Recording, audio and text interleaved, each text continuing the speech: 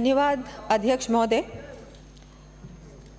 महोदय। मैं पक्ष तथा विपक्षी सदस्यों का बजट पर सामान्य चर्चा के दौरान सार्थक विचार रखने पर आभार व्यक्त करती हूँ।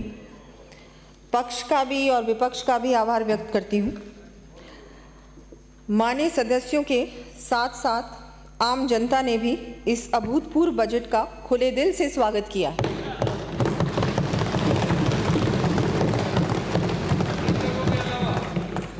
उस पर मैं बाद में आऊँगी।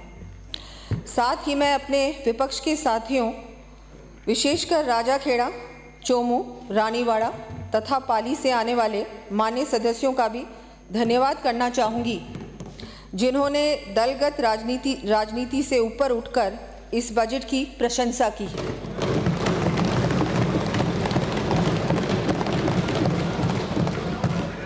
मैं अपने उन विपक्ष के साथियों का भी आभार प्रकट करती हूं, जिन्होंने महत्वपूर्ण सुझाव दिए हैं तथा सकारात्मक आलोचना की है।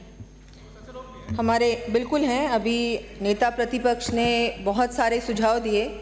ये सुझाव आप पहले ही दे देते जब आपकी सरकार थी, शायद कुछ बदल जाता, कुछ अच्छा हो जाता, प्रदेश की जनता को इतना नुकसान नहीं उठाना पड़ता, ये वित्तीय स्थिति नहीं होती जो हमको मिली है। अब वो तो हो सकता है शायद ही। अब इन सुझावों को ध्यान में रखते हुए प्रदेश को विकास की नई ऊंचाइयों पर ले जाने का भरपूर प्रयास करेंगे। बजट का मात्र विरोध करने वाले सदस्यों के लिए भी मैं कहना चाहूँगी, मुखालिफत से मेरी शख्सियत संवरती है, मैं विरोधियों का बड़ा एहतराम करती हूँ।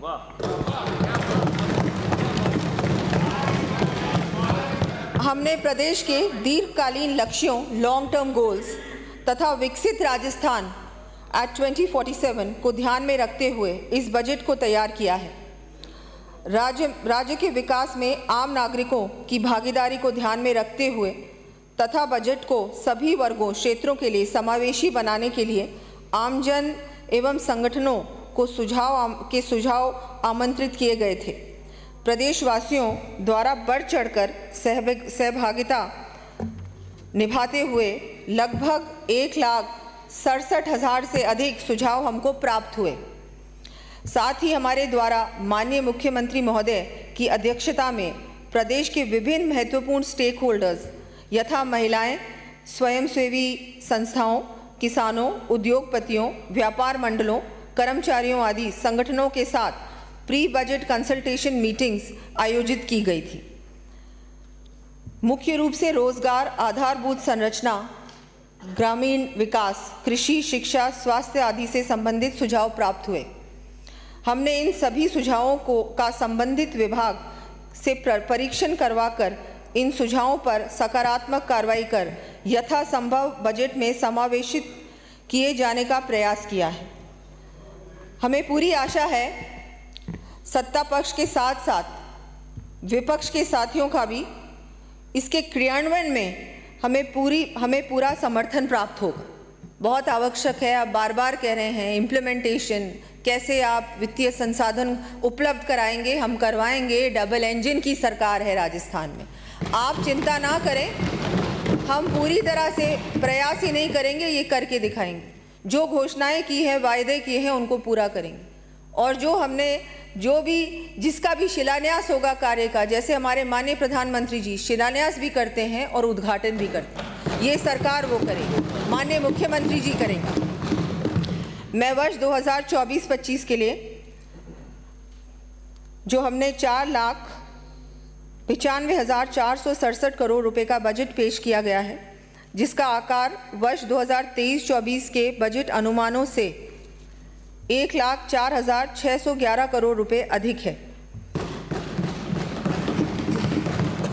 चर्चा के दौरान राजाखेड़ा से आने वाले माननीय सदस्य, लक्ष्मणगढ़ से आने वाले माननीय सदस्य, कोटा उत्तर से आने वाले माननीय सदस्य एवं माननीय नेता प्रतिपक्ष द्वारा बजट घोषणाएं जैसा मैंने कहा किस प्रकार से धरातल पर आएंगी, इस पर चिंता व्यक्त की है। और वो चिंता तो बिल्कुल सही है। आपने देखा होगा, आपके समय तो कोई काम ही नहीं हुआ, अब आप लोग सोच रहे हैं ये लोग कैसे करेंगे, हमने इनके लिए कुछ छोड़ा ही नहीं, पूरा सब कुछ खजाना खाली करके चले गए। लेकिन मैंने जैसे कहा, वित्तीय प्रबंधन पूर्ण रूप से होगा। हमारी सरकार ने कार्यभार संभालते ही हमारे मुख्यमंत्री भजनलाल जी के नेतृत्व में अपने संकल्पों को पूर्ण करते हुए जन कल्याणकारी योजनाओं पर काम करना शुरू किया है। माननीय सदन को बजट भाषण के अंतर्गत मेरे द्वारा इस संबंध में प्रगति से अवगत कराया जा चुका है। मैं यहाँ पुनः याद दिलाना चाहूँगी कि हमारे द्वारा यह त्वरित गति, जो कि 2 महीने से अधिक चुनावी आचार संहिता में, क्योंकि आचार संहिता थी और 2 महीने आचार संहिता में गए, उसके बावजूद भी ये गति हमने सुनिश्चित की है। हम इसी प्रकार आगे भी पूर्ण तत्परता से निरंतर कार्य करते रहेंगे। राजाखेड़ा, रानीवाड़ा, डूंगरपुर व लक्ष्मणगढ़ से आने वाले मान्य सदस्यों द्वारा राज्य की फिस्कल पोजीशन जैसे outstanding loan, fiscal deficit, capital outlay, government guarantee आदि के मुद्दों पर सदन का ध्यान आकर्षित किया गया। इस संबंध में मैं राज्य के फिस्कल पोजीशन के इन बिंदुओं पर वास्तविक स्थिति का विवरण भी सदन में प्रस्तुत करूंगी। साथ ही हमारे राजाखेड़ा से आने वाले माननीय सदस्य श्री रोहित बोरा जी ने यह भी बिंदु उठाया कि केंद्र के बजट का इंतजार क्यों नहीं किया।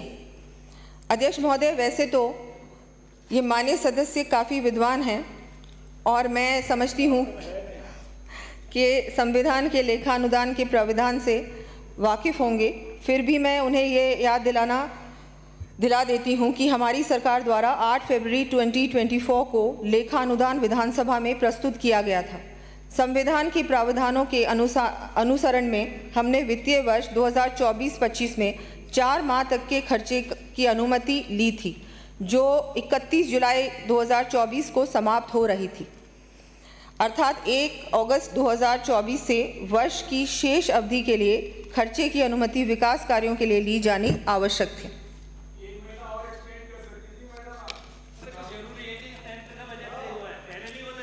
मान्य सदस्यों को यह भी ज्ञात है कि केंद्र सरकार द्वारा उनके लेखानुदान में राज्यों को विभिन्न केंद्रीय परिवर्तित योजनाओं, केंद्रीय करों में हिस्सा राशि इत्यादि के बजट अनुमान वर्ष 2024-25 के दर्शाए गए हैं।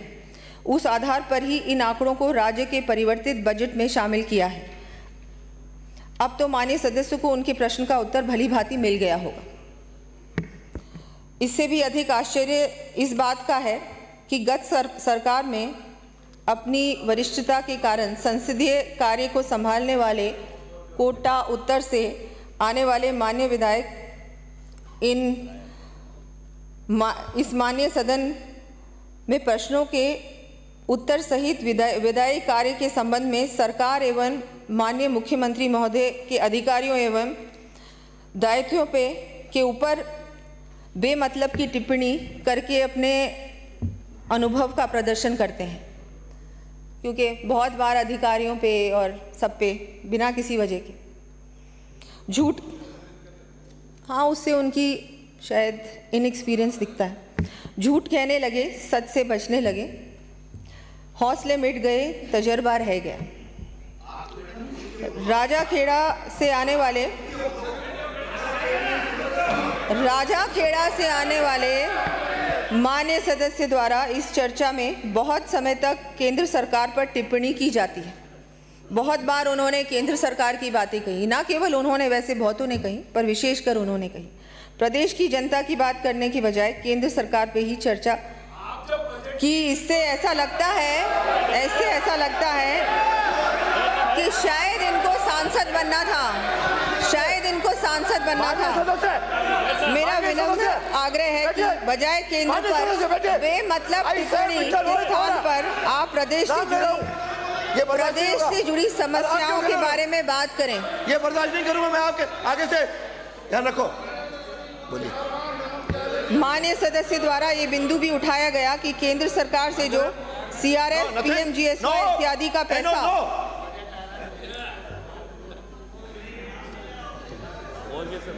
CRF, PMGSY इत्यादि का पैसा राज्य की संचित निधि के माध्यम से प्राप्त होता है को राज्य बजट में दर्शाया गया।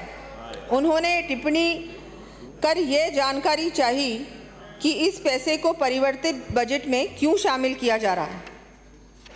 अध्यक्ष महोदय, मैं माननीय सदस्य से ये पूछना चाहूँगी कि केंद्र में हमारी सरकार होने पर भी क्या आपकी गत सरकार CSS संबंधी घोषणाएं नहीं करती थी? हमारी सरकार तो डबल इंजन की सरकार है जो प्रदेश की जनता को पूर्ण रूप से समर्पित है।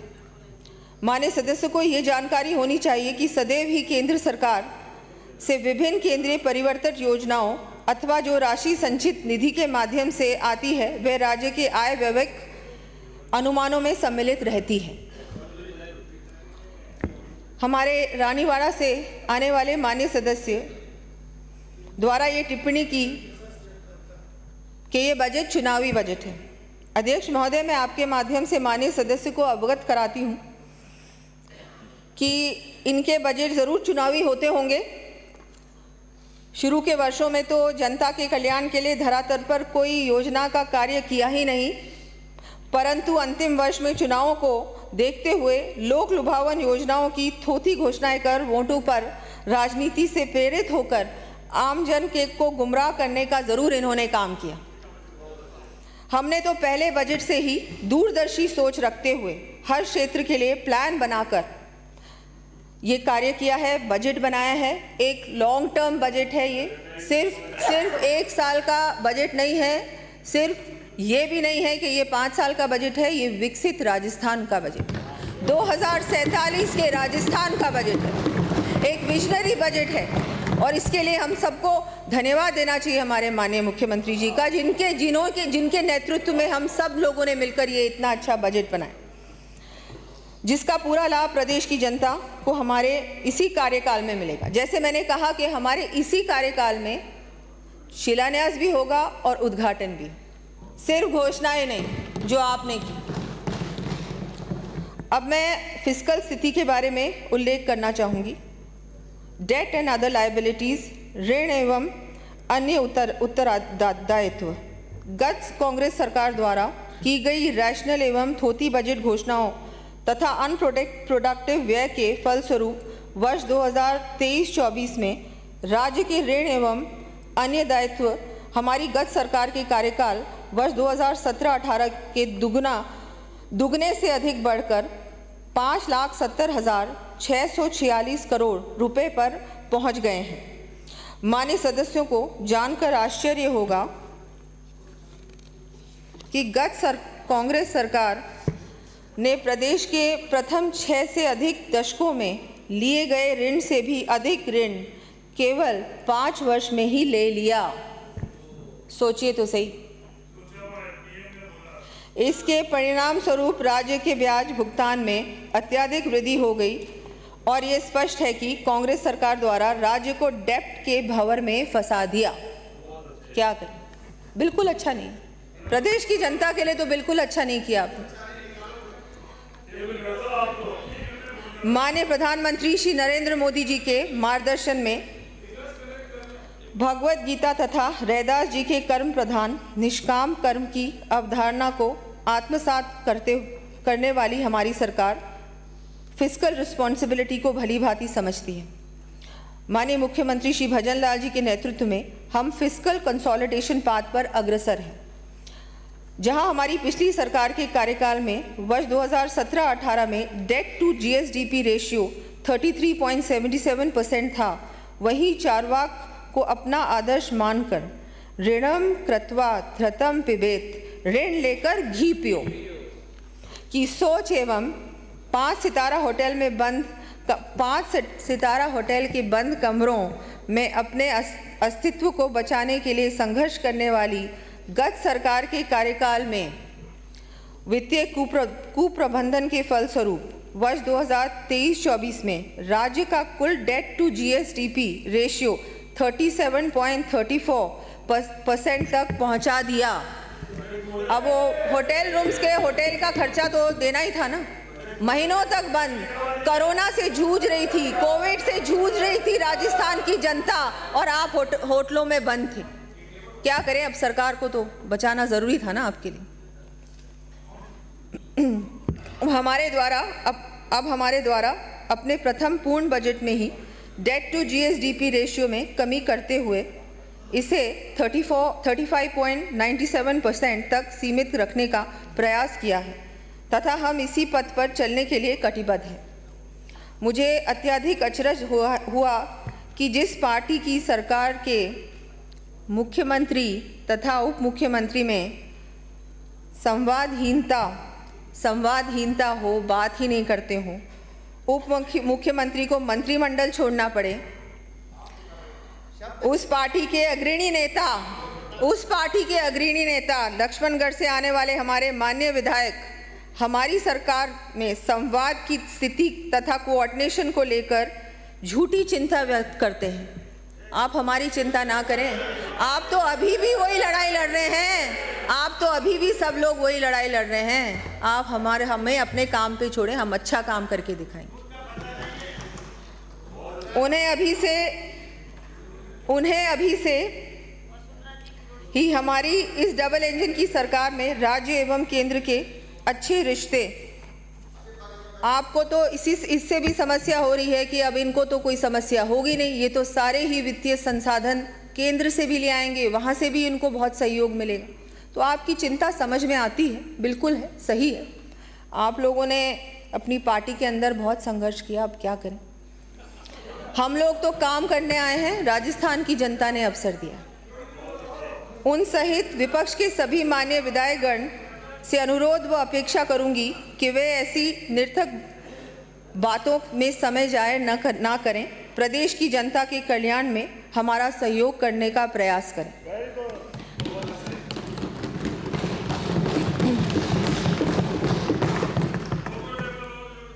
अभी तो उन्हें लोकतंत्र में कई सालों तक जनता विपक्ष की ही भूमिका देने वाली है। बहुत सालों तक आप लोग तो अब इसी की आदत डाल लीजिए विपक्ष में बैठने की। माननीय अध्यक्ष महोदय, मैं आपके माध्यम से विपक्ष के साथियों को भी कर्म की राह पर चलने के लिए प्रेरित करने की दिशा में कहना चाहूँगी कि ज्ञान के प्रकाश में सत्य की राह पर धर्म की ध्वजा लिए कर्म का संकल्प लो। जीवन के संग्राम में इच्छाओं का दाह कर दृढ़ता का ढोल के लिए कर्म का संकल्प लो।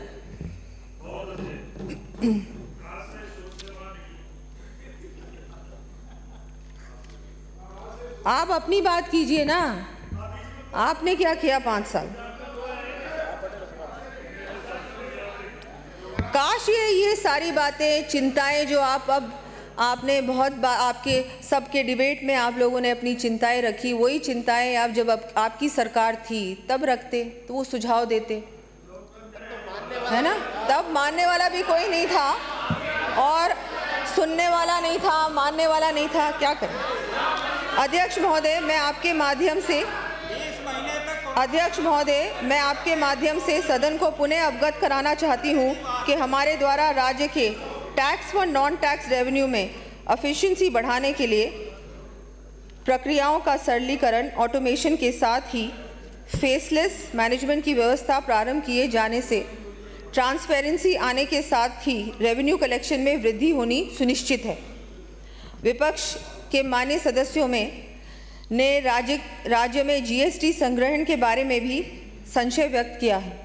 जैसे कि सर्वविदित है कि जीएसटी एक कर प्रणाली पर आधारित इनडायरेक्ट टैक्स प्रणाली का सबसे बड़ा सुधार है। प्रारंभिक वर्षों में केंद्र द्वारा राज्य में राजस्व वृद्धि 14% से कम होने की दशा में उसकी क्षतिपूर्ति भी की गई। यहाँ यह उल्लेखनीय है कि इस वर्ष अप्रैल में संपूर्ण देश के साथ ही हमारे विशेष प्रयासों से राज्य में भी जीएसटी का सर्वाधिक कलेक्शन हुआ है। इसके साथ ही राज्य में हुए कुल उत्पादन से देश में प्राप्त जीएसटी की ग्रोथ भी सर्वाधिक रही है। साथ ही प्रूडेंट फिस्कल मैनेजमेंट द्वारा भी राजस्व बढ़ाते हुए हम प्रदेश की जनता से किए अपने सभी वायदे पूरे करेंगे। हमारे द्वारा अल्प समय में इस दिशा में महत्वपूर्ण कदम उठाए गए यथा भारतीय रिजर्व बैंक की सलाह पर स्पेशल ड्राइंग फैसिलिटी एवं वेज एंड मीन्स एडवांस के अतिरिक्त कंसोलिडेटेड सिंकिंग फंड को भी हमारी सरकार द्वारा वर्ष 2024 में सब्सक्राइब किया गया। इसके फलस्वरूप राज्य को बाजार दर से 40% कम ब्याज दर पर वित्तीय संसाधन उपलब्ध हो पाएंगे। साथ ही ब्याज दर कम होने से राज्य सरकार पर ब्याज भुगतान का दायित्व भी कम रहेगा। इससे एक और राज्य की विकास के लिए संसाधनों की उपलब्धता सुनिश्चित हुई। वहीं दूसरी ओर ट्रेजरी बिल्स में निवेश से इंटरेस्ट के रूप में आय की प्राप्ति हो रही है। हमारे इस कुशल प्रबंधन से वित्तीय वर्ष 2024-25 में लगभग 150 करोड़ रुपए की बचत अपेक्षित है। इस तरह हमारी सरकार दीर्घकालीन डेब्ट के संबंध में हॉलिस्टिक एवं पर्सपेक्टिव प्लानिंग के आधार पर समुचित कदम उठा रही है। जबकि कांग्रेस सरकार के एडहॉक फिस्कल पॉलिसी मेजर्स के कारण राज्य की अर्थव्यवस्था लगभग डेट ट्रैप की स्थिति में आ गई थी। इन्होंने वही छोड़ा हमारे लिए, लेकिन उसके बावजूद भी बहुत अच्छी प्लानिंग के साथ ये बजट भी तैयार किया गया है। वित्तीय संसाधन भी सारे उपलब्ध होंगे और काम भी बहुत अच्छा हो। मान्य सदस्यों को जानकर प्रसन्नता होगी कि डबल इंजन की हमारी सरकार के प्रयासों से प्रदेश को केंद्र सरकार से इंफ्रास्ट्रक्चर डेवलपमेंट के लिए लगभग 2000 करोड़ रुपए की अतिरिक्त राशि गत वित्तीय वर्ष के अंत में प्राप्त हो सकी। इंफ्रास्ट्रक्चर डेवलपमेंट के लिए हम लोगों को इसी गत वित्तीय वर्ष में 2000 करोड़ रुपए केंद्र से प्राप्त हुए हैं। ये बहुत बड़ी उपलब्धि है। इससे आधारभूत संरचनाओं के निर्माण के साथ ही राज्य के विकास में भी तेजी आएगी। राजकोषीय घाटा वर्ष 2017-18 में हम राजकोषीय घाटे को 3.04% के स्तर पर छोड़कर गए थे, लेकिन कांग्रेस सरकार ने अपने कार्यकाल में इसको अनियंत्रित रूप से बढ़ाने में कोई कमी नहीं छोड़ी, जिसके फलस्वरूप 2023-24 में राजकोषीय घाटा बढ़कर 4.26% तक पहुंच गया। हमने हमारे परिवर्तित अनुमानों में राजकोषीय घाटे को पुनः कम करते हुए 3.93% के स्तर पर लाने का प्रयास किया है। मैं माननीय सदन को अवगत कराना चाहती हूं कि हमारी सरकार ने इस वर्ष भी राजकोषीय घाटे को FRBM द्वारा निर्धारित सीमा में रखा है तथा भविष्य में भी हम इसे FRBM सीमा में ही रखने के लिए प्रतिबद्ध हैं। गवर्नमेंट गारंटीज राजाखेड़ा से आने वाले मान्य सदस्य ने गवर्नमेंट गारंटीज की स्थिति के संबंध में चिंता व्यक्त की है। अध्यक्ष महोदय, मैं आपके माध्यम से सदन को अवगत कराना चाहती हूं कि कांग्रेस सरकार ने वर्ष 2013-14 के अंत में कुल बकाया राजकीय आउटस्टैंडिंग गवर्नमेंट गारंटीज 85,911 करोड़ रुपए थी, जो हमारी गत सरकार के प्रयासों से वर्ष 2018-19 में घटकर 70,430 करोड़ रुपए रह गई थी। परंतु कांग्रेस सरकार द्वारा इनडिस्क्रिमिनेट तरीके से राजकीय गारंटीज जारी की गई एवं 31 दिसंबर 2023 को बकाया राजकीय गारंटीज 5 साल में ही 50% से भी अधिक बढ़कर 1,08,328 करोड़ रुपए के स्तर पर पहुंच गई।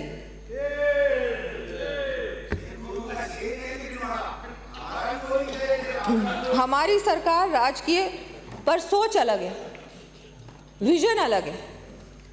हमारी सरकार राजकीय गारंटीज FRBM द्वारा निर्धारित सीमा में ही देने के साथ ऑल्टरनेट ऑप्शंस भी एक्सप्लोर कर रही है।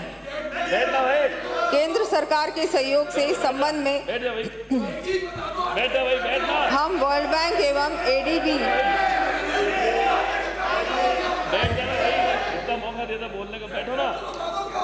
ADB जैसे मल्टीलैटरल इंस्टीट्यूशंस के साथ इस दिशा में कार्य प्रारंभ कर रहे हैं। ग्रोथ स्टेट राज्य सकल घरेलू उत्पाद माननीय अध्यक्ष महोदय,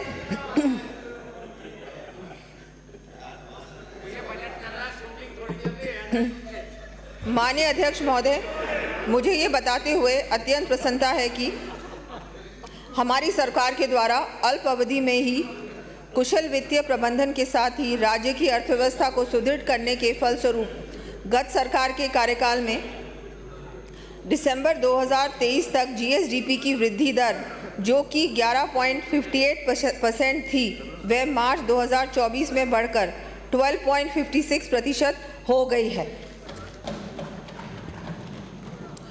इसी प्रकार मैं सदन के सामने ये तथ्य प्रस्तुत करना चाहूँगी कि कांग्रेस सरकार के 5 वर्ष के कार्यकाल में जीएसडीपी में औसत वृद्धि दर 11.02% रही थी। यशस्वी प्रधानमंत्री जी के विजन एवं माननीय मुख्यमंत्री जी के एक्शन प्लान के दृष्टिगत हमारी सरकार द्वारा प्रस्तुत बजट में जीएसडीपी में वर्ष 2024-25 के लिए 16.53% वृद्धि दर का रोड मैप प्रस्तुत किया गया है।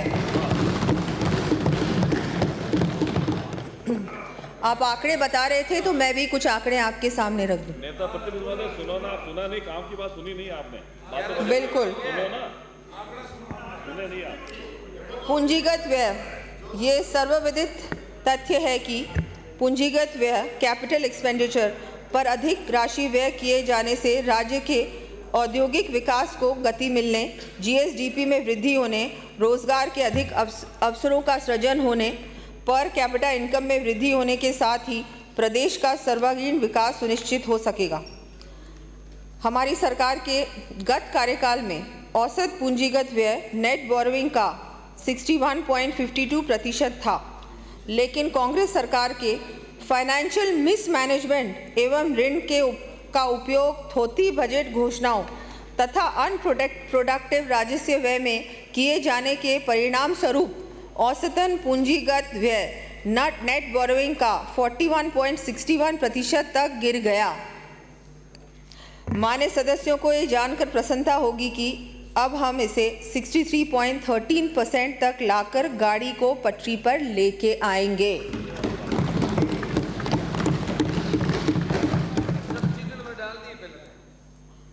हमारी गत सरकार के कार्यकाल में जहां एवरेज कैपिटल आउटले जीएसडीपी का 2.54% था, वहीं कांग्रेस की रेवड़ी कल्चर के चलते वर्ष 2023-24 तक यह 1.75% के स्तर तक गिर गया। हमारी सरकार ने आधारभूत संरचनाओं एवं पूंजीगत कार्यों कैपिटल आउटले हेतु वर्ष 2024-25 में प्रावधान को बढ़ाकर 44,216 करोड़ रुपए प्रस्तावित किया है, जो कि जीएसडीपी का 2.48% है। Sector wise analysis, sector wise खर्च का विश्लेषण। माननीय अध्यक्ष महोदय, हमने बजट में हर वर्ग का ध्यान रखते हुए समावेशी बजट प्रस्तुत किया है, जिससे हमारा प्रदेश विकसित राज्यों की श्रेणी में तो आएगा ही, पर वंचित वर्गों के चेहरों पर भी मुस्कान आएगी। माननीय सदस्यों ने चर्चा के दौरान विभिन्न सेक्टर्स पर अपनी अपनी राय दी है। माननीय अध्यक्ष महोदय, अब मैं राज्य की अर्थव्यवस्था से जुड़े हुए मुख्य सेक्टर्स पर अपनी बात कहना चाहूँगी। वर्ष 2018-19 में योजनाओं का कुल प्रावधान 1,07,865 करोड़ रुपए रखा था, जो वर्ष 2023-24 में 1,84,312 करोड़ हुआ। इस प्रकार 5 वर्षों में केवल 76,000 करोड़ रुपए की वृद्धि हुई, जबकि हमारी सरकार ने वर्ष 2024-25 में 2,09,634 करोड़ रुपए का प्रावधान किया है। इस प्रकार हमारी सरकार ने केवल 1 वर्ष में ही 25,000 करोड़ की वृद्धि प्रस्तावित की है।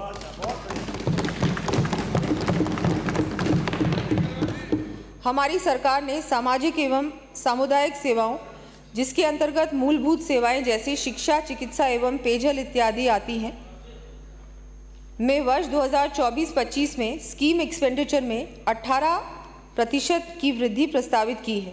मैं माननीय सदस्यों को कुछ प्रमुख क्षेत्रों में हमारे द्वारा की जा रही वृद्धि के बारे में अवगत कराना चाहूँगी।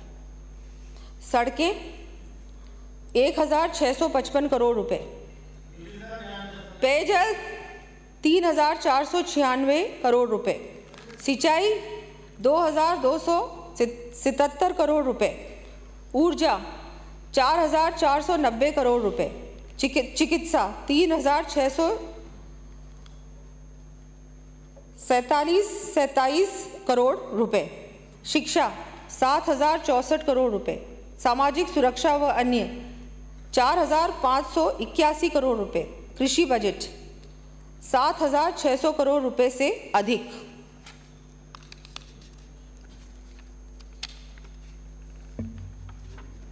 कृषि एवं पशुपालन।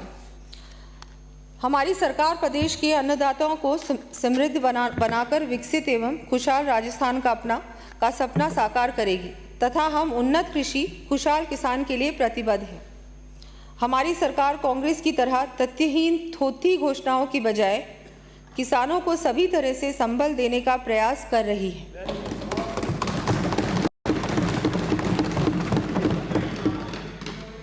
हमारे द्वारा जो बजट प्रस्तुत किया गया है उसमें कृषक कल्याण एवं कृषि विकास हेतु 96,787 करोड़ 27 लाख रुपए का प्रावधान रखा है। 96,787 करोड़ 27 लाख रुपए का प्रावधान रखा है, जो कि कांग्रेस सरकार द्वारा वर्ष 23-24 में किए गए प्रावधान से लगभग 7,600 करोड़ रुपए अधिक है।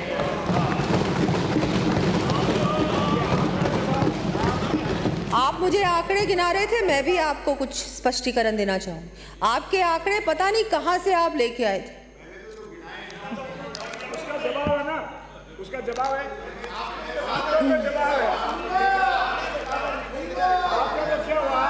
गोविंद जी को पेपर दे दिया, गोविंद जी। किसान साथियों को सिंचाई हेतु जल की पर्याप्त उपलब्धता रहे, इसके लिए हमने दीर्घकालीन योजना के तहत Rajasthan integrated water grid mission प्रारंभ कर 50,000 करोड़ रुपए से अधिक के कार्य किए जाने का लक्ष्य लिया है। मैं यहाँ पिछली सरकार के बारे में कहना चाहूँगी कि कहीं भी पानी का नामो निशान नहीं। वह बैठे बैठे मगर कश्तियाँ बनाते रहते थे। जल जीवन जैसी केंद्र की महत्वाकांक्षी योजना जल जीवन मिशन, आप यहाँ राजस्थान में उसको इम्प्लीमेंट नहीं कर पाए पूरी तरह से, और उसके बारे में और मैं कुछ नहीं कहना चाहूँगी, बहुत कुछ कहने को है। और आप बात करते हैं कि राजस्थान में पानी के बारे में सोचना चाहिए। हमारी सरकार ने कुछ ही महीनों में पानी में इतने बड़े काम किए, लेकिन आपको तो एक्सेप्ट करना नहीं है ना।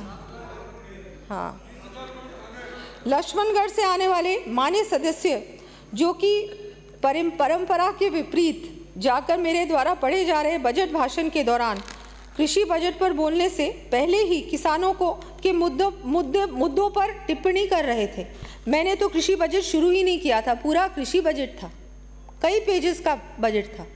किसानों के लिए हम सब संवेदनशील हैं। उन्हें मैं पुनः याद दिलाना चाहूँगी कि वादे के अनुसार माननीय मुख्यमंत्री जी द्वारा दिनांक 30 जून 2024 को टोंक से किसान सम्मान निधि की प्रथम किश्त के रूप में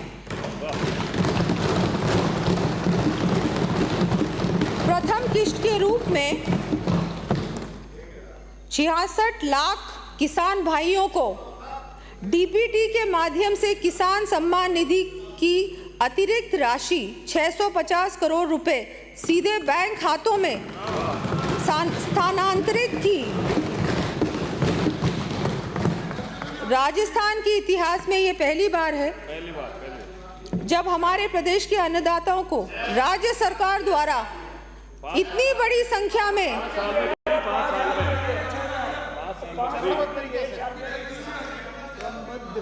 राजस्थान में के इतिहास में ये पहली बार है जब हमारे प्रदेश के अन्नदाताओं को राज्य सरकार द्वारा इतनी बड़ी संख्या में राशि सीधे उनके बैंक खातों में स्थानांतरित की गई।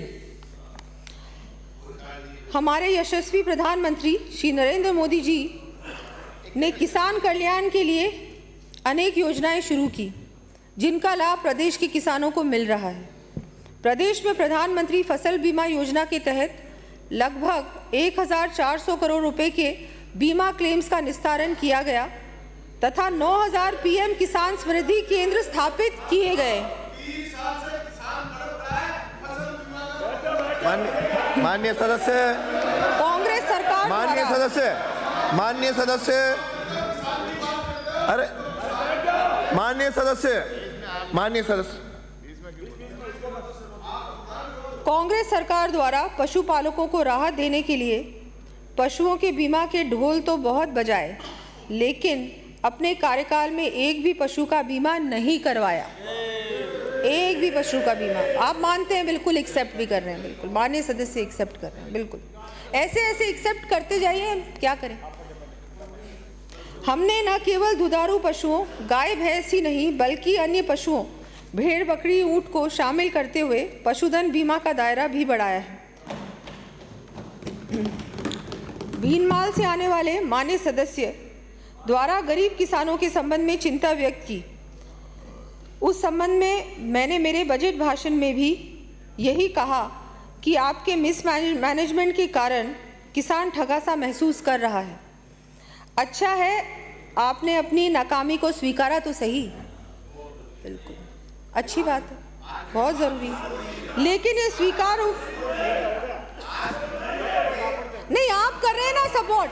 अरे आप मेरी हर बात पे सहमति, अरे आप ही माननीय सदस्य, अरे माननीय सदस्य आपके लोग कर रहे हैं। माननीय सदस्य, माननीय सदस्य, सबसे ज्यादा तो आप मेरी हर बात पे सहमति प्रदान कर रहे हैं, हर बात को अग्री कर रहे हैं।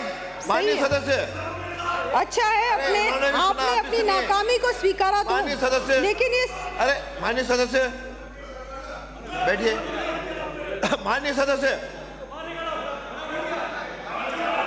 अरे माननीय सदस्य, नो बैठिए, माननीय सदस्य, लेकिन ये स्वीकार, माननीय सदस्य सीमा क्रॉस कर रहे हो, लेकिन माननीय सदस्य सीमा क्रॉस कर रहे हो, बहुत ही विलंब से आई, लेकिन चलो आई तो सही, स्वीकारा तो सही। सीमाओं का उल्लंघन मत करो।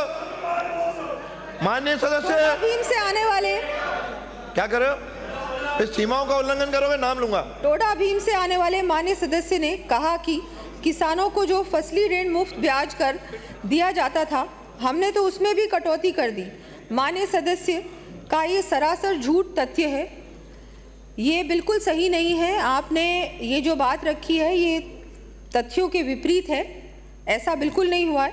हमने पिछली वर्ष से अल्पकालीन फसली ऋण की राशि में 1000 करोड़ रुपए की वृद्धि करते हुए अनुदान का भी प्रावधान किया है।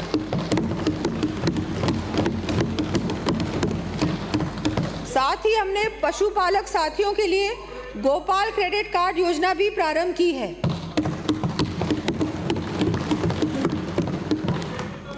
इसी प्रकार पूर्ववर्ती सरकार ने पानी के नाम पर सिर्फ राजनीति करते हुए ईआरसीपी सहित प्रदेश की प्रमुख पेयजल परियोजनाओं को अटकाने का काम किया, लेकिन हमारी सरकार ने अल्प समय में ही हमारे यशस्वी प्रधानमंत्री श्री नरेंद्र मोदी जी के मार्गदर्शन तथा मुख्यमंत्री श्री भजनलाल जी के नेतृत्व में ईआरसीपी के लिए केंद्र सरकार एवं मध्य प्रदेश के साथ एमओयू कर प्रथम चरण हेतु कार्य आदेश भी जारी कर दिए हैं।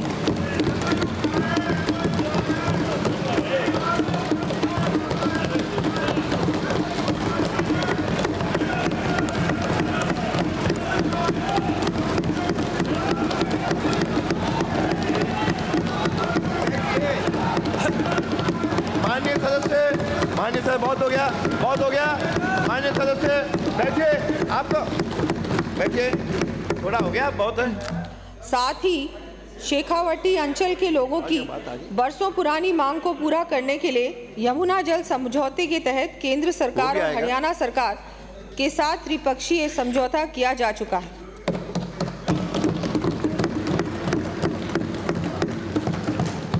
ऊर्जा क्षेत्र में नवाचार एवं सुधार। पूर्ववर्ती कांग्रेस सरकार द्वारा केवल बिजली की खरीद पर ही ध्यान दिया गया। राज्य में स्वयं के प्लांट्स की उत्पादन क्षमता बढ़ाने तथा उपलब्ध क्षमता का पूर्ण उपयोग करने पर कोई ध्यान नहीं दिया गया। माननीय नेता प्रतिपक्ष यह तो अब भी मानेंगे कि आपकी सरकार के 5 साल के कार्यकाल में एक भी पावर जनरेशन प्लांट की स्थापना नहीं हुई और आप सोलर ऊर्जा की बात करते हैं। और ये भी सबको विदित है,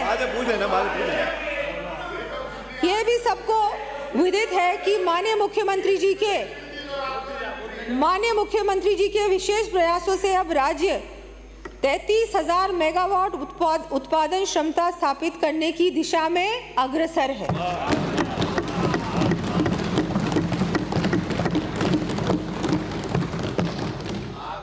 इसके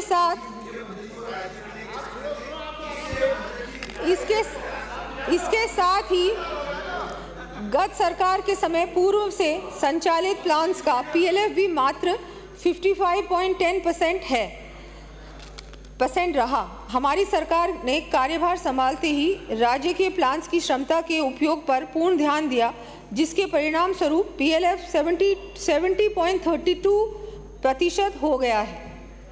हमारी गत भाजपा सरकार ने केंद्र सरकार की उदय योजना को राज्य में वर्ष 2015 से लागू कर विद्युत कंपनियों के बकाया ऋणों की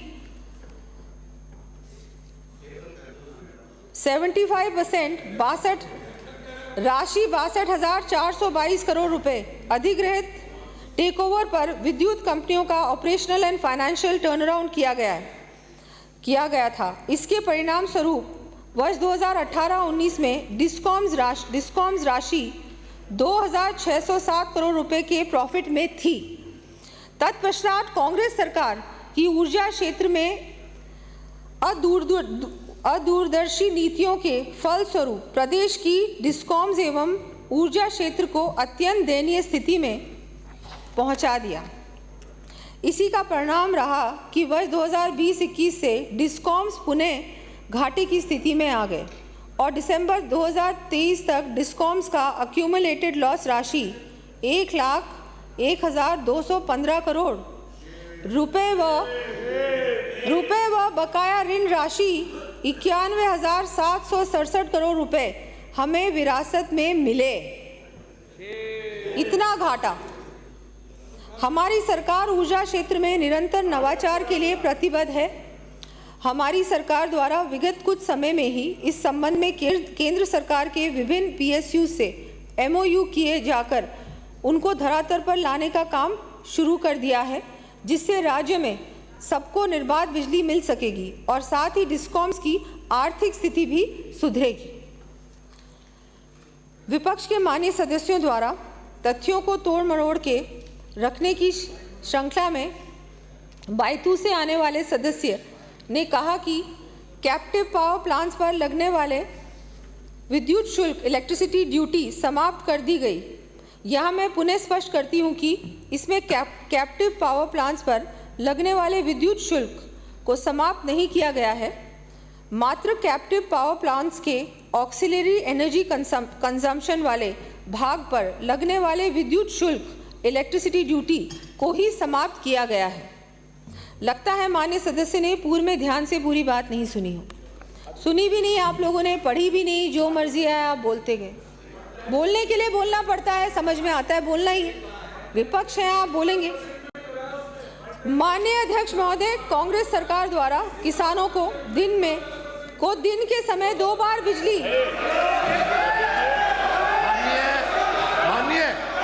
ये उछल के बोलने की जरूरत नहीं है। I will name you. आज मुझे मजबूरन बाहर निकालने के लिए कहना पड़ेगा।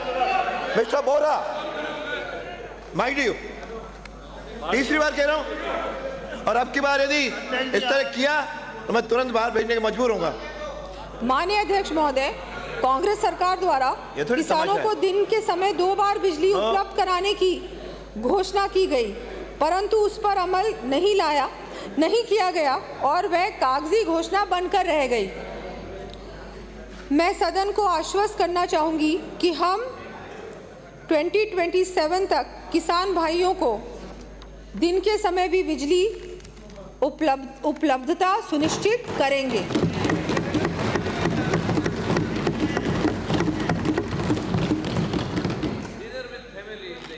साथ ही जनरेशन, ट्रांसमिशन, डिस्ट्रीब्यूशन की भी समुचित व्यवस्था सुनिश्चित करेंगे।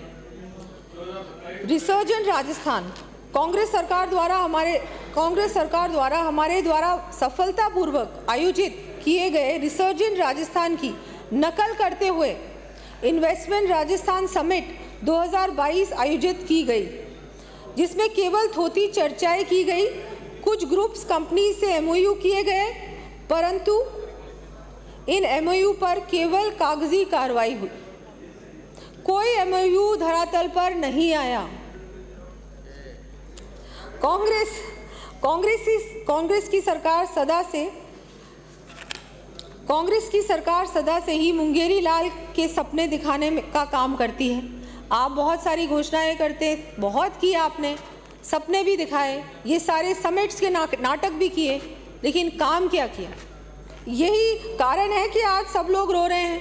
सड़कों की हालत तो मैंने देखी है, क्या हालत करके छोड़ गए आप। फाइनेंशियल स्थिति के बारे में बोलेंगे तो पता नहीं क्या आप लोगों ने कर दिया। जाते जाते तो आपने कुछ भी नहीं छोड़ा। हमारी सरकार ने रिन्यूएबल एनर्जी को बूस्ट करने के लिए नई लैंड पॉलिसी लागू की है, जिससे राज्य की ऊर्जा आवश्यकताएं पूरी होने के साथ ही पर्यावरण में भी सुधार होगा। साथ ही हमने प्रदेश में बड़े उद्योगों के साथ ही एमएसएमई को बढ़ावा देने का कार्य प्रारंभ से ही शुरू कर दिया है। चिकित्सा एवं स्वास्थ्य, बड़े दुर्भाग्य की बात है कि चिकित्सा एवं स्वास्थ्य जैसे आम जनता के जीवन से जुड़े संवेदनशील विषय पर भी विपक्ष द्वारा जनता को ये कहकर गुमराह किया जा रहा है कि हमारे द्वारा पूर्ववर्ती सरकार द्वारा चलाई गई स्वास्थ्य योजनाओं को बंद किया जा रहा है। माननीय अध्यक्ष महोदय, मैं आपके माध्यम से सदन को आश्वस्त करना चाहूँगी कि हेल्थ फॉर ऑल के सिद्धांत पर कार्य करते हुए स्वास्थ्य से जुड़ी हुई योजनाओं को और अधिक बेहतर कर मुख्यमंत्री आरोग्य योजना, माँ योजना में कैंसर जैसी गंभीर बीमारियों के इलाज के लिए आईपीडी के साथ साथ डे केयर पैकेज, बच्चों के लिए पीडियाट्रिक पैकेज एवं अन्य पैकेजेस का रैशनलाइजेशन किया जा रहा है। इसी क्रम में हम पब्लिक हेल्थ इंफ्रास्ट्रक्चर को मजबूत करने के साथ ही विस्तार के लिए भी प्रतिबद्ध है।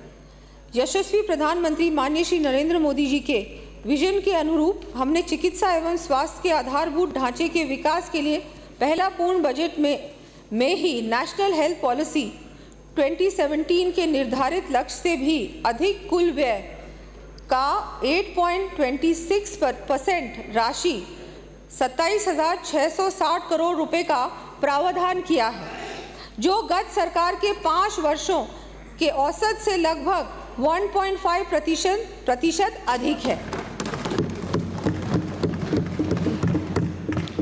जनजाति क्षेत्र विकास, टीएसपी एरिया डेवलपमेंट, डूंगरपुर से आने वाले माननीय सदस्य द्वारा जनजाति क्षेत्र टीएसपी एरिया में निवासरत हमारे जनजाति के भाई बहनों के लिए चिंता करते हुए कहा कि नरेगा में टीएसपी एरिया में हमारी सरकार ने 125 दिन मजदूरी के दिए थे, लेकिन आपकी सरकार के बनते ही उसको आपने 100 दिन कर दिया। मैं माननीय सदन को अवगत कराना चाहूँगी कि यह बिल्कुल तथ्यहीन बात है।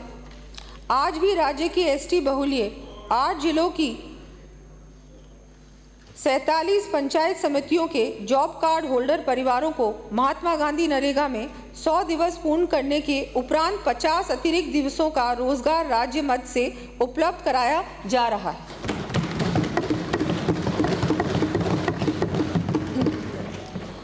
हमारी सरकार जनजाति क्षेत्र के विकास तथा वहां निवास करने वाले परिवारों की खुशहाली के लिए संवेदनशील है। इसी क्रम में हमारे द्वारा गोविंद गुरु जनजातीय क्षेत्रीय विकास योजना भी प्रारंभ की जा रही है।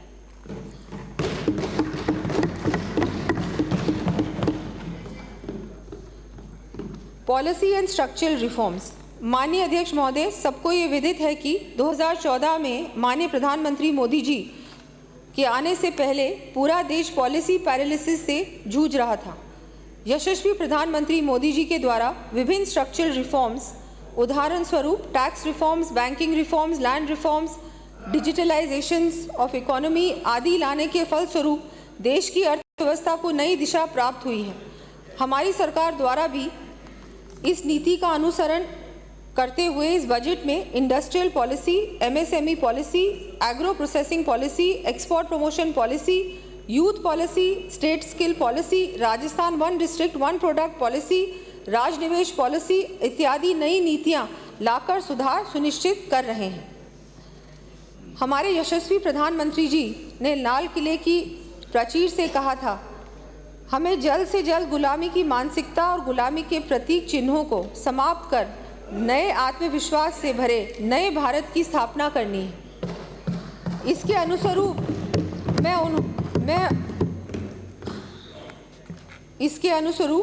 में उन्होंने आज के समय में अनुपयोगी हो चुके पुराने आपराधिक कानूनों को हटाकर उनके स्थान पर नवीन न्यायिक विधियों को लागू करवाया है। हम जो कहते हैं वो करके भी दिखाते हैं। नए कानूनों में पीड़ित को जल्द न्याय उपलब्ध कराने और दोषी के स्थान पर पुनर्वास की भावना को प्रधानता दी गई है। साथ ही महिलाओं, बच्चों तथा ग्रामीणों के हितों को बढ़ावा देने के प्रावधानों को भी शामिल किया है। बहुत ही दुर्भाग्य की बात है कि हमारे प्रतिपक्ष के साथी नकारात्मक सोच तो रखते ही हैं, साथ ही आमजन की श्रद्धा से खिलवाड़ करने से भी बाज नहीं आते।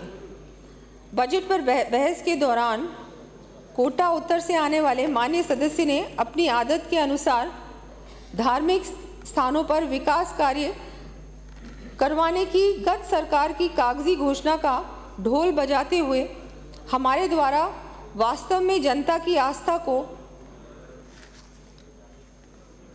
मूलभूत देने के प्रयासों पर बेमतलब की टिप्पणी की है। जैसा मैं बहुत बार कह चुकी हूँ, आप लोगों ने घोषणाएं की है, चाहे हम मंदिरों की बात करें, चाहे हम सड़कों की बात करें, चाहे हम किसी भी चीज़ की बात, घोषणाएं की, बहुत सारी बातें की, लेकिन अगेन धरातल पर कुछ नहीं उतरा। और मंदिरों की बात की कि क्यों इस मंदिर में इतना क्यों दिया जा रहा है, उस मंदिर में क्यों दिया जा रहा है, और हमने इतना दिया था। वास्तविकता ये है कि आपने दिया पता नहीं क्या था, आपने सिर्फ बोला था, लेकिन जो काम धरातल पे हुआ है वो बिल्कुल उतना नहीं हुआ है। नाम मात्र काम हुआ है और कई जगहों पे तो कुछ भी काम नहीं। मैं माननीय सदन के माध्यम से प्रदेश की जनता को उनकी खुशहाली के साथ ही उनके श्रद्धा स्थलों के विकास के लिए भी आश्वस्त करती हूँ। हमारे द्वारा प्रस्तुत प्रथम पूर्ण बजट राज्य को विकसित राज्य बनाने की दूरगामी सोच के साथ प्रस्तुत किया गया है। हमारे माननीय मुख्यमंत्री भजनलाल जी की सरकार पहले साल से ही धरातल पर प्रदेश हित में काम कर रही है। मैं प्रदेश की जनता को सदन के माध्यम से ये आश्वस्त करती हूँ कि हम यहाँ सेवा के लिए हैं और सर्वजन हिताय के भाव को केंद्र बिंदु मानकर 12 दिसंबर 2023 अर्थात सरकार गठन के पहले दिन से ही राज्य के विकास में जी जान से जुट गए हैं और हमारा ये ध्येय है कि प्रदेश के विकास में कोई कमी, कोई कसर हम लोग नहीं छोड़ेंगे। जितने वायदे किए, घोषणाएं किए, उससे अधिक काम होगा।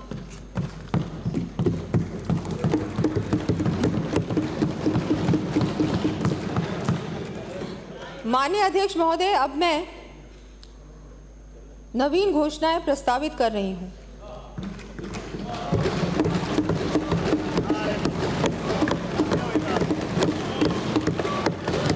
आधारभूत संरचना, इंफ्रास्ट्रक्चर, सड़क। सुनिए, जनगणना 2011 के आधार पर निर्धारित आबादी के 1000 से अधिक राजस्व गांवों को डामर सड़क से कनेक्टिविटी उपलब्ध करवाया जाना प्रस्तावित है।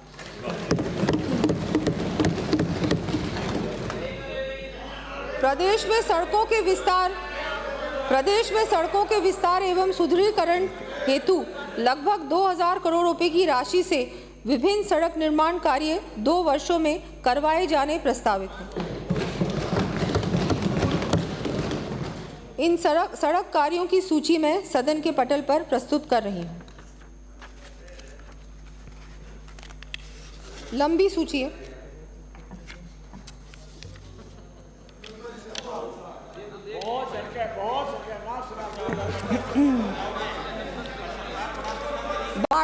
बाड़मेर जिले में अंतर्राष्ट्रीय सीमा पर स्थित मुख्य सड़कों से वंचित सामरिक दृष्टि से महत्वपूर्ण 34 सैनिक चौकियों तक सुगम पहुंच बनाने एवं सैनिकों की सुविधा के लिए चरणबद्ध रूप से 48 करोड़ रुपए की लागत से सड़कों का निर्माण किया जाएगा।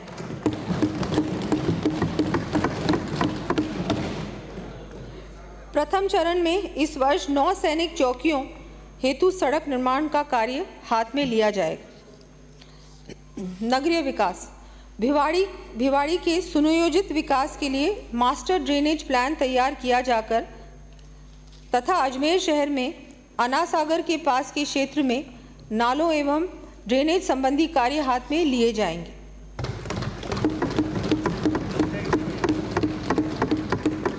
धन्यवाद।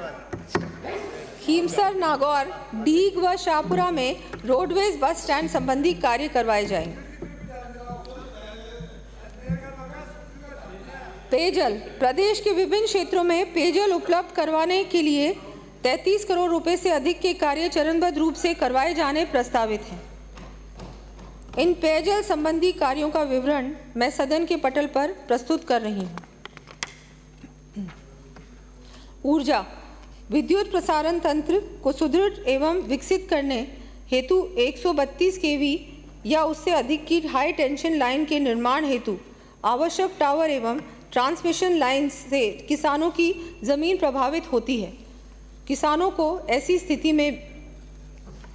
स्थिति में मैं ऐसे ट्रांसमिशन टावर बेस के साथ चारों तरफ 1 मीटर तक अतिरिक्त क्षेत्रफल की गणना तक डीएलसी दर का दुगना तथा ट्रांसमिशन लाइन के नीचे आने वाले क्षेत्रफल के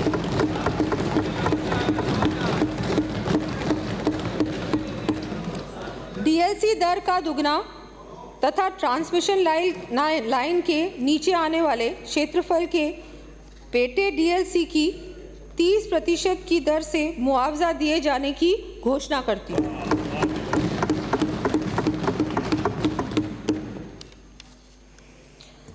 एनर्जी ऑडिट के लिए 3 वर्षों में 4,34,000 डिस्ट्रीब्यूशन ट्रांसफॉर्मर्स पर चरणबद्ध रूप से स्मार्ट मीटर्स लगाए जाएंगे। इस वर्ष 1 लाख से अधिक स्मार्ट मीटर्स लगाए जाने प्रस्तावित हैं। विद्युत प्रसारण तंत्र के सुदृढ़ीकरण हेतु विभिन्न क्षमता के जीएसएस स्थापित किए जाएंगे। इन जीएसएस की सूची मैं सदन के पटल पर रख रही हूँ। औद्योगिक विकास, प्रदेश में उद्यमियों को प्रोत्साहन देने की दृष्टि से नवीन रिप्स योजना लाई जानी प्रस्तावित है। इसी के साथ उद्यमियों को समयबद्ध रूप से सहायता प्राप्त हो सके, इस हेतु रिप्स फंड गठित कर आवश्यक प्रावधान किए जाएंगे। एमएसएमई उद्यमियों को कॉमन सैंपलिंग एवं मॉनिटरिंग की सुविधा उपलब्ध कराने के लिए चरणबद्ध रूप से संभाग मुख्यालयों सहित 20 स्थानों पर रीजनल लैबोरेटरी स्थापित किया जाना प्रस्तावित है।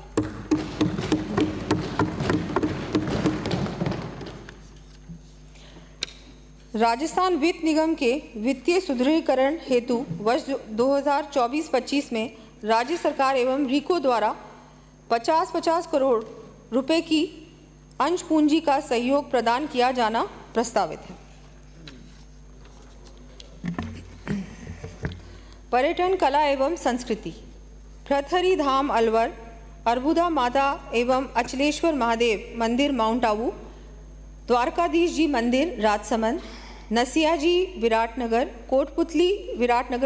कोटपुतली बहरोड, दिल्ली बाईपास स्थित तेग बहादुर साहिब गुरुद्वारा जयपुर तथा बुड्ढा जौहर गुरुद्वारा अनूपगढ़ में श्रद्धालुओं की सुविधा एवं विकास कार्य करवाए जाएंगे।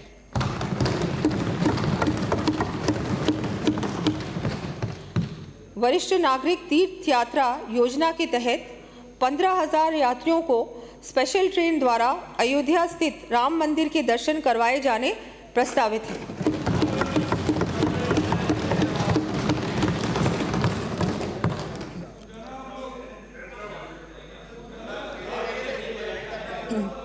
देश के नवनिर्माण में हमारे महापुरुषों द्वारा दिए गए योगदान एवं उनके कार्यों को विद्यार्थियों तक पहुंचाने हेतु उनकी जीवनी को प्रकाशित कराया जाएगा। प्रथम चरण में स्वामी विवेकानंद एवं सरदार वल्लभ भाई पटेल के मोनोग्राफ प्रकाशित किए जाएंगे।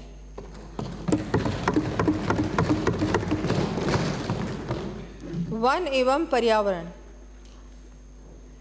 ब्राह्मणी नदी बेगू चित्तौड़गढ़ के रिवर फ्रंट एवं सौंदर्यीकरण के कार्य करवाया जाना प्रस्तावित है।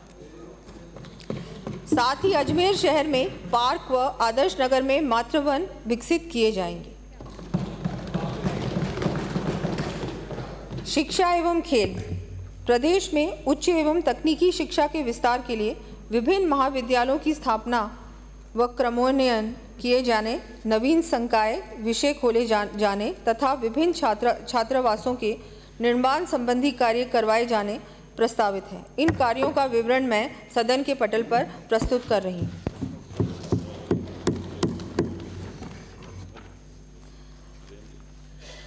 बालिकाओं को तकनीकी शिक्षा के क्षेत्र में प्रोत्साहन देने के उद्देश्य से पॉलीटेक्निक तकनीकी पाठ्यक्रम में प्रवेश लेने पर उच्च शिक्षा की तर्ज पर इस वर्ष योग्यता मेरिट के आधार पर 500 स्कूटी वितरित की जाएंगी। महाविद्यालय तथा कक्षा 11वीं एवं 12वीं के विद्यार्थियों के लिए प्रतिष्ठित कंपनियों के माध्यम से कॉर्पोरेट सर्टिफिकेशन प्रोग्राम संचालित करने हेतु प्रदेश में सभी संभागों में राजस्थान फिनिशिंग स्कूल सेंटर्स की स्थापना किए जाने की घोषणा करती हूँ। इसके अंतर्गत 3 वर्षों में लगभग 50,000 विद्यार्थियों को प्रशिक्षित किया जाना प्रस्तावित है। इस पर 60,000 करोड़ रुपए प्रतिवर्ष का व्यय होगा।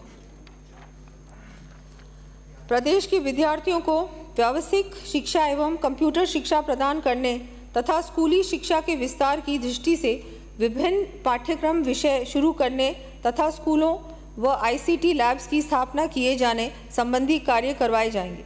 इन कार्यों का विवरण मैं सदन के पटल पर प्रस्तुत कर रही हूँ। विद्यार्थियों तथा आमजन के विज्ञान के प्रति रुचि एवं जागरूकता बढ़ाने के उद्देश्य से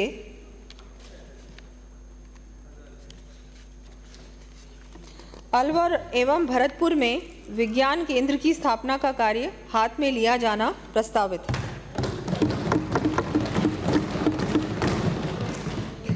इन पर लगभग 45 करोड़ रुपए का व्यय होगा। भरतपुर में 13 करोड़ रुपए की लागत से डिजिटल प्लानिटेरियम स्थापित किया जाएगा। जयपुर में state remote sensing application centre का उपकेंद्र खोला जाएगा। प्रदेश में NCC कैडेट्स की संख्या में लगभग 11,000 की वृद्धि की जाकर नागौर, जैसलमेर एवं बांसवाड़ा में NCC कार्यालय स्थापित किए जाने प्रस्तावित है।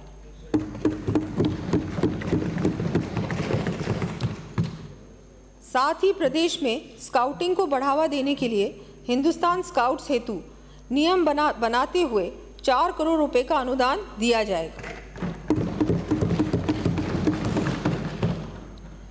शाहबाद बारा में सहरिया जनजाति वर्ग हेतु तीरंदाजी व एथलेटिक्स खेल अकेडमी तथा अजमेर जिला मुख्यालय पर एथलेटिक्स खेल अकेडमी की स्थापना की जाएगी। साथ ही कपासन चित्तौड़गढ़ में इंडोर स्टेडियम बनाया जाना प्रस्तावित है।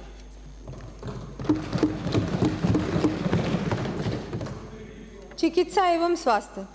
दुर्लभ बीमारियों से पीड़ित बच्चों को राहत देने के लिए मुख्यमंत्री आयुष्मान बाल संबल योजना प्रारंभ कर 5,000 रुपये मासिक सहायता दिए जाने की घोषणा करती हूँ।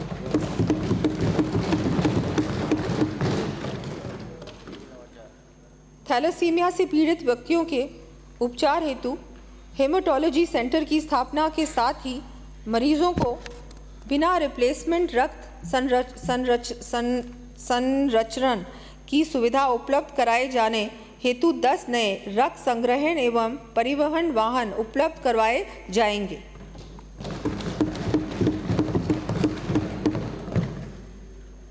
अजमेर, भरतपुर, केलवाड़ा, बारा, उदयपुर की औषधि निर्माण रसायन शालाओं का ऑटोमेशन करते हुए नवीन मशीनें स्थापित की जाएंगी। इन पर 15 करोड़ रुपए का व्यय होना प्रस्तावित है। साथ ही आयुर्वेद दवाइयों की समुचित उपलब्धता सुनिश्चित करने के लिए 10 करोड़ रुपए का अतिरिक्त प्रावधान किया जाएगा। ब्रेस्ट कैंसर की जांच हेतु मोबाइल वैन्स की संख्या बढ़ाते हुए चरणबद्ध रूप से प्रत्येक चिकित्सा महाविद्यालय पर उपलब्ध करवाई जाएगी। साथ ही प्राथमिक स्तर की जांच के लिए समस्त ANM एवं आंगनबाड़ी कार्यकर्ताओं को भी ट्रेनिंग दी जानी प्रस्तावित है। प्रदेश में चिकित्सा सुविधाओं के उन्नयन के लिए चिकित्सा संस्थानों के अपग्रेडेशन, स्थापना, भवन निर्माण एवं रिपेयर एंड मेंटेनेंस तथा आयुष चिकित्सा सुविधा कार्य करवाए जाएंगे। इन कार्यों की सूची में सदन के पटल पर प्रस्तुत कर रहे हैं। सामाजिक सुरक्षा। प्रधानमंत्री मातृवंदन योजना के अंतर्गत दिव्यांग गर्भवती महिलाओं को देय राशि 6,500 रुपये को बढ़ाकर 10,000 रुपये किया जाना प्रस्तावित है।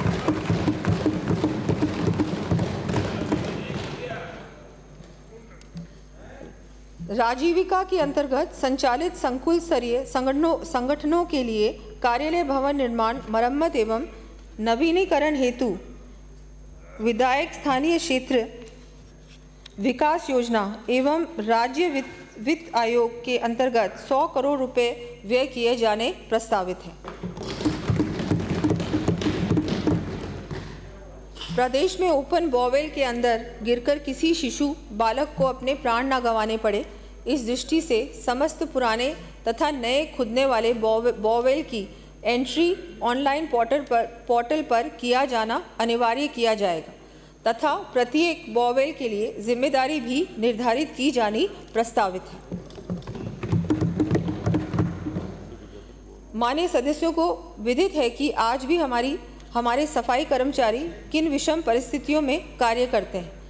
ऐसी स्थिति में उनके स्वास्थ्य का समुचित ध्यान रखने की दृष्टि से RGHS के अंतर्गत लंग्स, किडनी एवं स्किन आदि से संबंधित बीमारियों के विशेष पैकेज निःशुल्क उपलब्ध करवाए जाने की घोषणा करते हैं।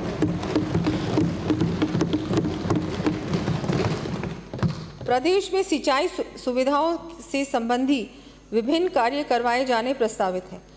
इन सिंचाई कार्यों की सूची में सदन के पटल पर प्रस्तुत कर रही हूँ।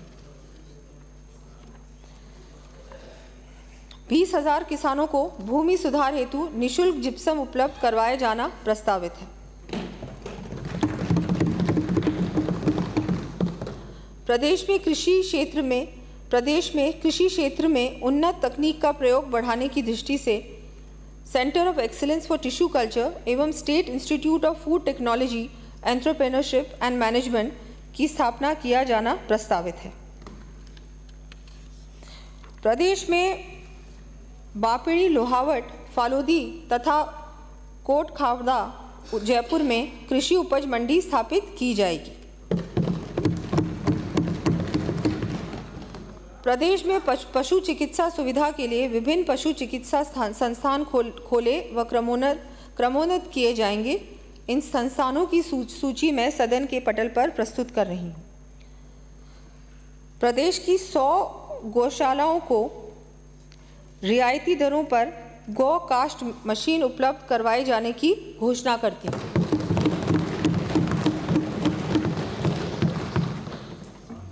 साथ ही डेयरी सेवाओं के विस्तार एवं बेरोजगार युवाओं को रोजगार उपलब्ध कराने के उद्देश्य से 2 वर्षों में 2000 नए डेयरी बूथ खोले जाएंगे। सरस दुग्ध एवं दुग्ध उत्पादों की घर घर पहुंच सुनिश्चित करने के लिए इस वर्ष शहरी क्षेत्रों में 1000 सरस मित्र बनाए जाने प्रस्तावित है। अधिक से अधिक ग्रामीण क्षेत्रों के दुग्ध उत्पादकों को सहकारिता से जोड़ने के लिए 2 वर्षों में 1500 नई दुग्ध सहकारी समितियां चरणबद्ध तरीके से स्थापित किए जाना प्रस्तावित है। सुशासन राज्य न्यायालयों के न्यायिक कार्य हेतु online portal Rajasthan revenue court modernisation system लागू किया जाएगा। इस पर 5 वर्षों में लगभग 50 करोड़ रुपए व्यय किए जाएंगे। साथ ही भूमि सीमा ज्ञान, सहमति विभाजन, नामांकन, गैर खातेदारी से खातेदारी, भूमि की लीज आदि नामांकन के ऑटो डीम्ड निस्तारण हेतु ऑनलाइन प्लेटफॉर्म लागू किए जाएंगे। क्षेत्रीय कार्यालयों के कवरेज के उन्नयन के लिए विभिन्न प्रशासनिक पुलिस इकाइयों एवं न्यायालयों की स्थापना व क्रमोन्नयन किया जाएगा। इन इकाइयों न्यायालयों की सूची मैं सदन के पटल पर प्रस्तुत कर रही हूँ।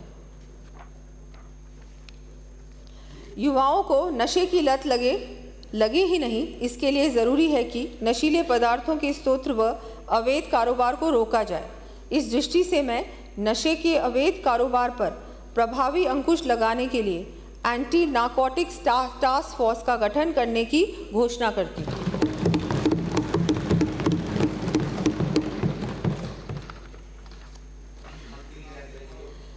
राजस्थान पुलिस को बेहतर तकनीकी प्रशिक्षण सुविधा प्रदान करने के लिए पुलिस दूरसंचार प्रशिक्षण केंद्र का अपग्रेडेशन एवं विस्तार कर राजस्थान पुलिस तकनीकी प्रशिक्षण अकेडमी के रूप में स्थापना की जाएगी।